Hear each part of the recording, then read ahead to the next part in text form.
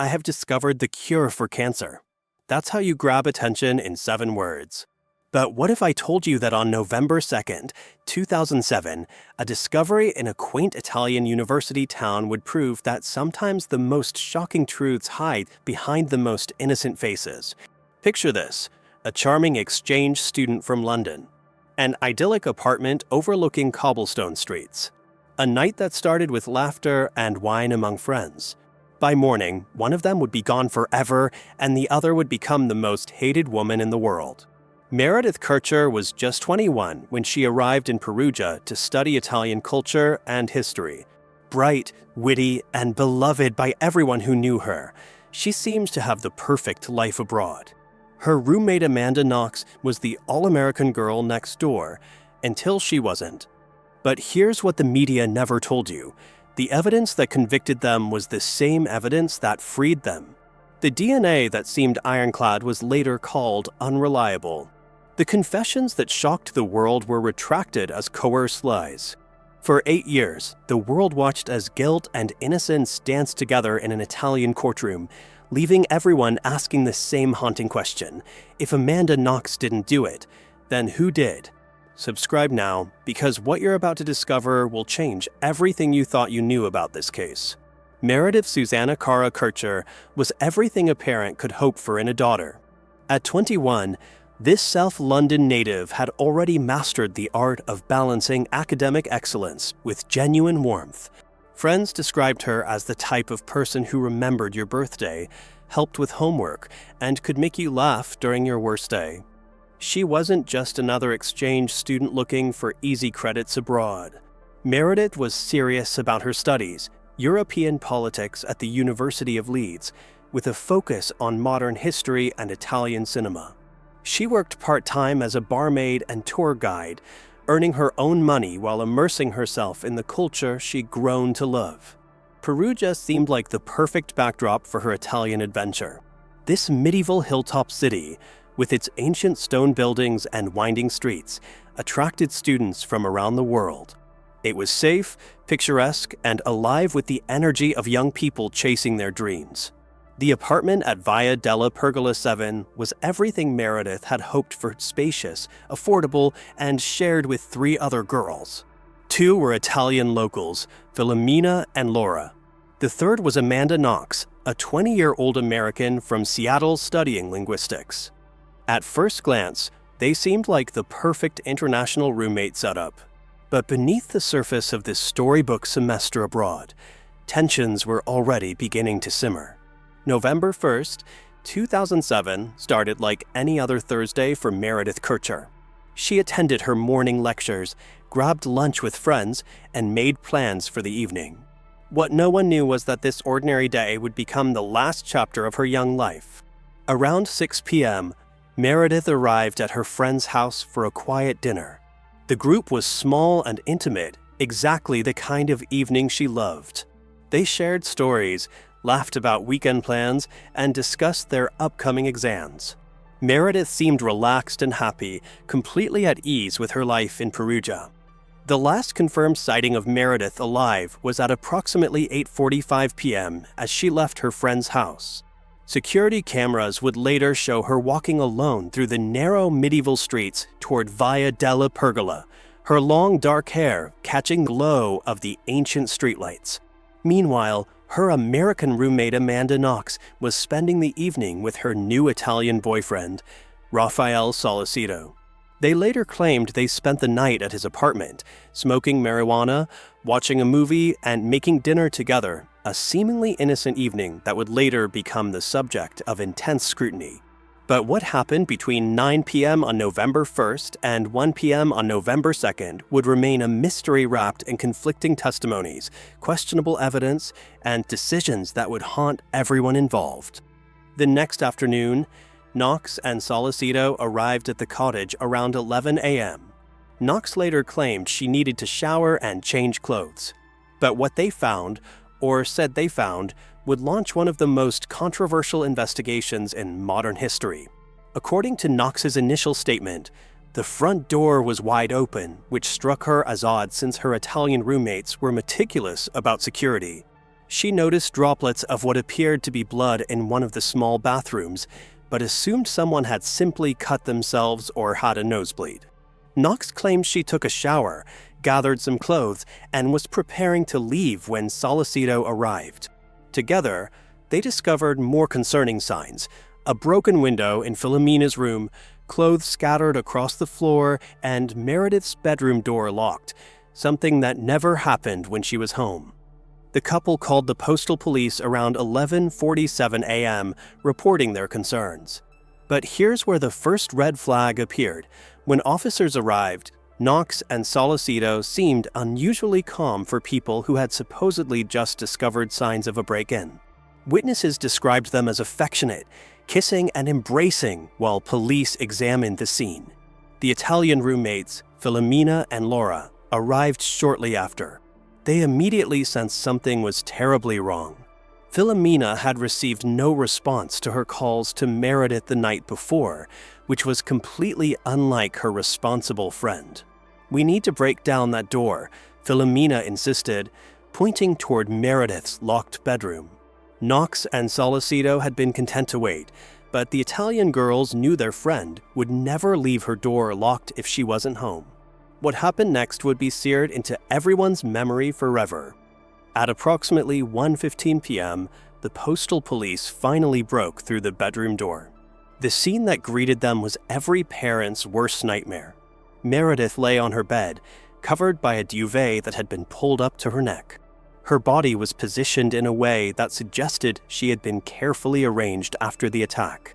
The room showed no signs of the struggle that must have preceded her end, suggesting the scene had been manipulated. The medical examiner would later determine that Meredith had endured something truly terrible. She showed signs of restraint and assault, with evidence suggesting she had fought desperately for her life.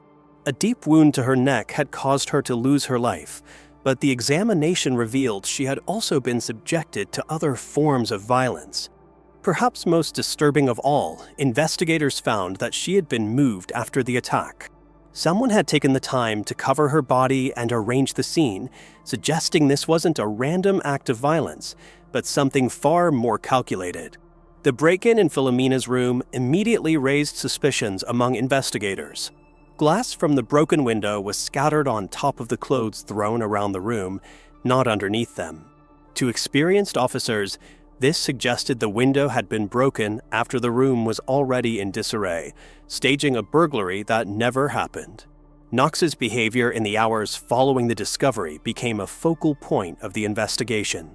Security cameras at the police station captured her doing yoga stretches and cartwheels while waiting to be questioned. To some, this seemed like the actions of someone trying to cope with stress. To others, it appeared callous and inappropriate. But the most damaging moment came during her police interview that evening.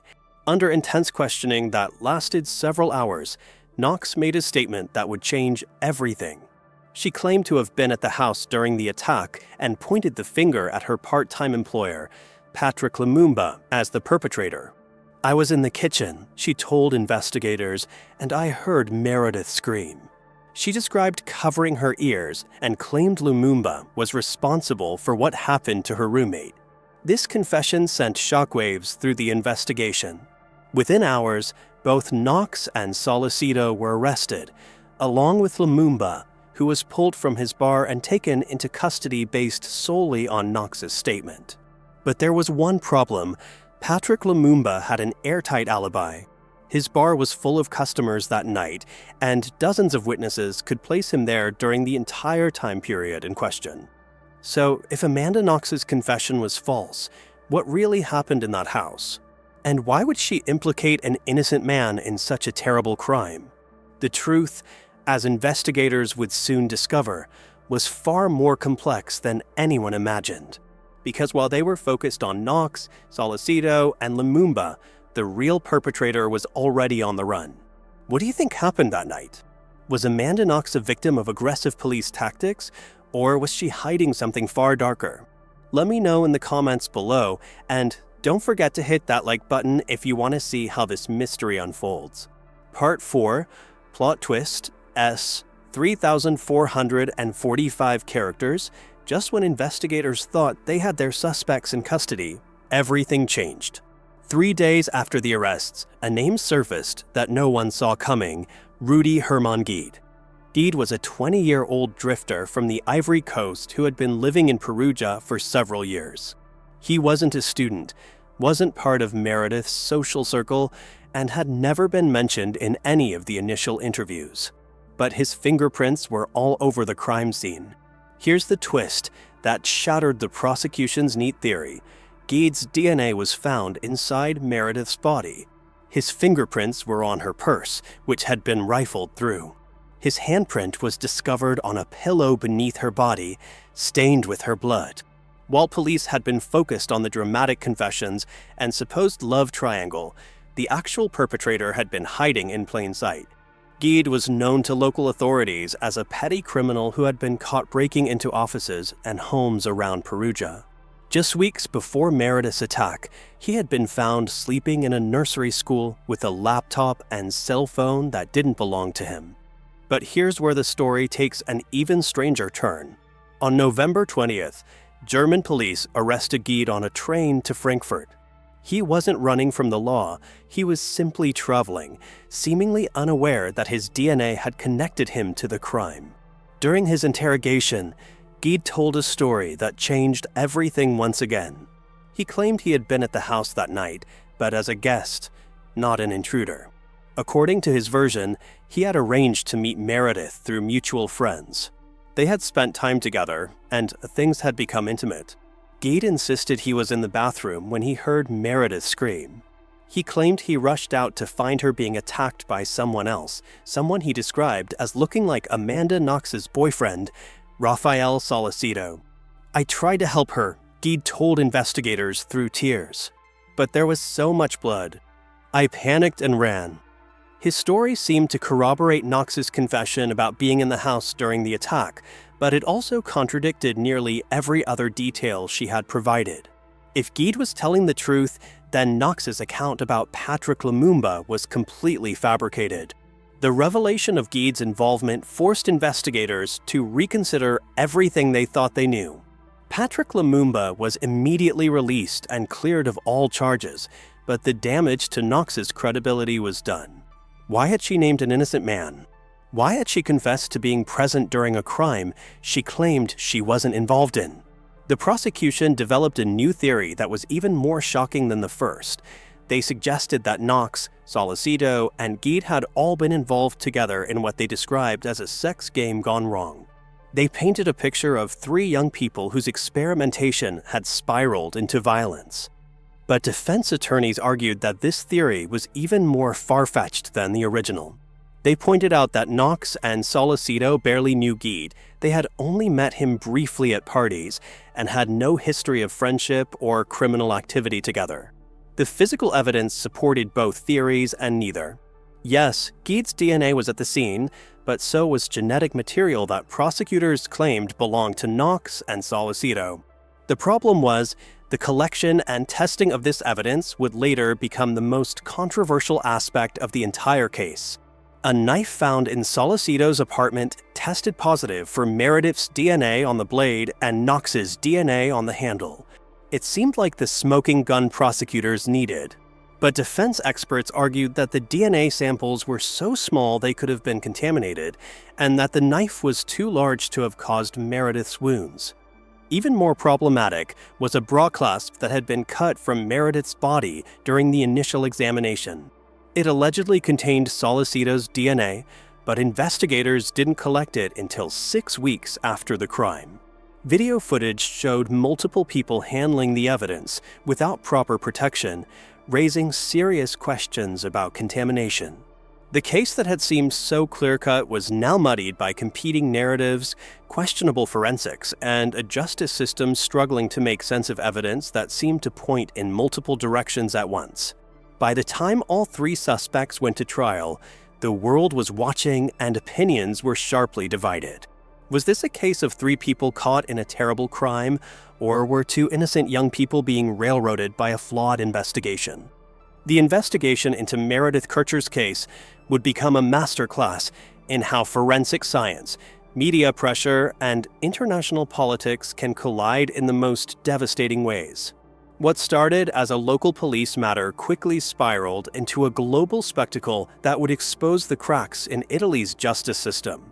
From the moment investigators arrived at Via della Pergola 7, critical mistakes were made that would haunt the case for years. The crime scene was not properly secured. Friends, roommates, and neighbors wandered through the house while evidence was being collected. Phone records show that multiple people were making calls from inside the apartment, potentially contaminating crucial DNA evidence. The postal police, who had initially responded to the call, were not trained in homicide investigation. By the time the serious crimes unit arrived, hours had passed and the integrity of the scene had been compromised. This would later become a central argument in the defense's case, that the evidence was unreliable from the very beginning. But it was the interrogation techniques used on Amanda Knox that would become the most controversial aspect of the investigation. Knox would later claim she was questioned for over 10 hours without a lawyer present, in a language she didn't fully understand, by investigators who used increasingly aggressive tactics to break her down. They kept telling me I was lying. Knox would later testify. They said they had evidence that I was at the house, that I knew what happened to Meredith. They kept saying, "We know you were there. We know you know something." Italian law enforcement defended their methods, arguing that Knox had voluntarily come to the station and was free to leave at any time. But audio recordings and witness testimony would later suggest that the interrogation became increasingly coercive as the night went on. The breakthrough came when Knox finally broke down and implicated Patrick Lumumba. But even this confession was immediately problematic. Knox couldn't provide specific details about the crime. She couldn't explain how Lumumba had entered the house or what his motive might have been. Most damaging of all, she couldn't explain why she had waited an entire day to report what she claimed to have witnessed. So far, investigators had a confused confession from one suspect, an alibi from another that couldn't be verified, and a third suspect who had already fled the country. The physical evidence was their only hope of building a solid case, but that evidence was about to become as controversial as the confessions themselves. The knife found in Solicito's apartment became the centerpiece of the prosecution's case. It was large, sharp, and seemed to match the wound pattern on Meredith's neck. When laboratory tests revealed DNA traces consistent with both Knox and Meredith, prosecutors believed they had found their murder weapon. But defense experts immediately challenged these findings. They argued that the DNA sample was so small it was barely detectable, and that the testing had been conducted using methods that were prone to contamination. Independent laboratories hired by the defense couldn't replicate the results, leading to heated debates about the reliability of the evidence. The broadcast presented even more problems. Video footage from the crime scene showed investigators pointing at the clasp on November 2nd, but it wasn't collected until December 18th, 46 days later. During that time, the house had been searched multiple times by different teams, and the clasp had been moved from its original position. When the clasp was finally tested, it allegedly contained DNA from multiple people, including Solicito. But the defense argued that this was exactly what you would expect from a piece of evidence that had been lying in a contaminated crime scene for over a month. The prosecution's case was further complicated by the discovery of Rudy Guede's involvement. His DNA was found in multiple locations throughout the house, and his fingerprints were on items that had clearly been handled during the crime. Unlike the contested evidence linking Knox and Solicito to the scene, Guede's presence was undeniable. Guede initially denied any involvement, but when confronted with the DNA evidence, he changed his story. He admitted to being at the house that night, but claimed he was there consensually and that Meredith had been attacked by someone else while he was in the bathroom. His account created new problems for investigators. If Guede was telling the truth about being invited to the house, it suggested that Meredith knew her attacker, something that didn't fit with the random break-in theory that had been proposed. But if Guede was lying about his relationship with Meredith, it raised questions about his credibility as a witness. The international media attention surrounding the case began to influence the investigation itself. Prosecutors were under enormous pressure to solve a case that had captured global attention, while defense attorneys argued that their clients were being railroaded to satisfy public demand for justice. Amanda Knox, in particular, became a lightning rod for controversy. Her behavior in the days following the discovery of Meredith's body was scrutinized and analyzed by media outlets around the world. Photos of her kissing Solicito outside the crime scene were published alongside headlines questioning her innocence. The prosecution leaned into this narrative, portraying Knox as a manipulative young woman who had orchestrated Meredith's attack out of jealousy and resentment.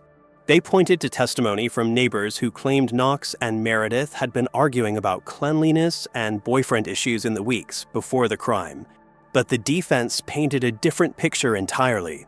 They argued that Knox was a naive college student who had been manipulated by experienced investigators into making statements that were later twisted to support a theory that had no basis in reality.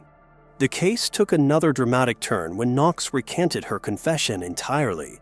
She claimed that she had been coerced into implicating Lumumba and that she had never been at the house during the attack. This created a legal nightmare for prosecutors, who now had to explain why their star witness had completely changed her story. Independent forensic experts began to weigh in on the evidence, and their conclusions were damaging to the prosecution's case. The knife that had been presented as the murder weapon was deemed too large to have caused Meredith's wounds. The DNA evidence was criticized as unreliable due to contamination concerns. Even the staged break-in theory was questioned by experts who argued that the evidence was consistent with a real burglary. As the investigation dragged on, it became clear that the case was far more complex than anyone had initially imagined. The evidence that had seemed so compelling in the early days was now being challenged by experts from around the world. The confessions that had broken the case wide open were being dismissed as coerced and unreliable. But perhaps most troubling of all was the growing realization that the investigation itself had become the story. The focus had shifted from finding out what really happened to Meredith Kercher to defending the methods and conclusions of the Italian justice system. The town of Perugia, once known for its medieval charm and student-friendly atmosphere, was now synonymous with one of the most controversial criminal cases in modern history. The students who had once felt safe walking its ancient streets now looked over their shoulders, wondering if a predator was still among them. After 8 years of legal battles that captivated the world, the final chapter of this extraordinary case was written not in a courtroom drama, but in a quiet moment of judicial reflection. On March 27, 2015, Italy's highest court delivered its definitive ruling. In a decision that would close the book on one of the most controversial cases in modern legal history, the Supreme Court of Cassation acquitted Amanda Knox and Rafael Solicito of all charges related to Meredith Kercher's passing. The court didn't just overturn their convictions, it declared that the evidence had been insufficient from the very beginning. The DNA that had seemed so damning was dismissed as unreliable. The confessions that had shocked the world were ruled inadmissible. The knife that prosecutors called the murder weapon was determined to be unrelated to the crime. The evidence was not just insufficient, the court stated in its final ruling. It was inadequate to support any conviction. Rudy Guede, whose DNA and fingerprints were undeniably at the scene, had already been convicted in a separate fast-track trial. He received a 30-year sentence, later reduced to 16 years, and was released in 2021 after serving 13 years. But the court's decision left haunting questions that may never be answered. If Knox and Solicito were innocent, why had the investigation gone so wrong? How had a case with such weak evidence proceeded through multiple trials and convictions? The answer lies in a perfect storm of factors that turned a local tragedy into an international spectacle. Aggressive interrogation techniques, contaminated evidence, media pressure, and perhaps most damaging of all, a justice system that seemed more concerned with defending its initial conclusions than discovering the truth. Amanda Knox returned to her life in Seattle, eventually becoming an advocate for criminal justice reform and wrongly convicted individuals. Rafael Sollecito rebuilt his life in Italy, pursuing his studies and trying to move beyond the nightmare that had consumed his early 20s. But for the Kercher family, no legal verdict could bring back their beloved daughter. Meredith's mother, Arlene, would later say that while she accepted the court's decision, the family would never have complete closure. The questions would always remain. Today, the case serves as a stark reminder of how quickly justice can go astray when evidence is mishandled, confessions are coerced, and media narratives replace careful investigation. It's a cautionary tale about the dangerous intersection of crime, media, and international politics. The medieval streets of Perugia are quiet now, no longer filled with international reporters and curious onlookers. But the lessons of what happened there continue to resonate in courtrooms and classrooms around the world. What do you think this case teaches us about our justice system? Let me know in the comments below. And if you want to explore more cases that challenge everything we think we know about guilt and innocence, make sure to subscribe and check out our video Another Case, where the truth was far more complex than it first appeared.